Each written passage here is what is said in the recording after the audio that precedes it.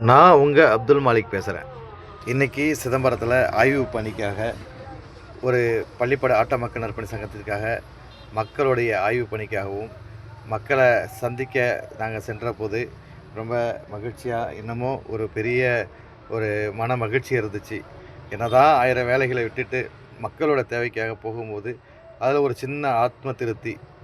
இறைவன் கொடுத்த இந்த உயிர் உடைமைகள் அத்தனையுமே இறைவன் கொடுத்தது தான். அந்த இறைவன் கொடுத்ததில் மற்றவங்களுக்கு செய்ய நினைக்க ஏதுவாக போகும்போது அதில் ஒரு மிகப்பெரிய மகிழ்ச்சியை நாங்கள் பார்த்தோம். அந்த வகையில் ஆய்வு பண்ண நாங்கள் போயிட்டுருக்குறோம். எந்த இடத்துக்கு போயிட்டுருக்கோன்னு பார்க்குறீங்களா?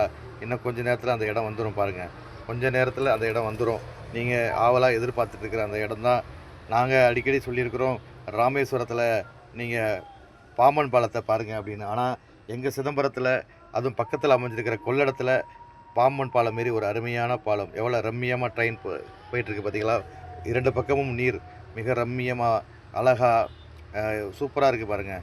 இதை நீங்கள் வந்து பார்த்தீங்கன்னா உங்களுக்கு மகிழ்ச்சியாக இருக்கும், மன மகிழ்ச்சி இருக்கும், மனசுக்கு ஒரு ஆறுதல் இருக்கும். சிதம்பரம் கொள்ளிடம் பாலம்னு சொன்னாலே எல்லாத்துக்கும் ஒரு மகிழ்ச்சி இருக்க தான் செய்யும்.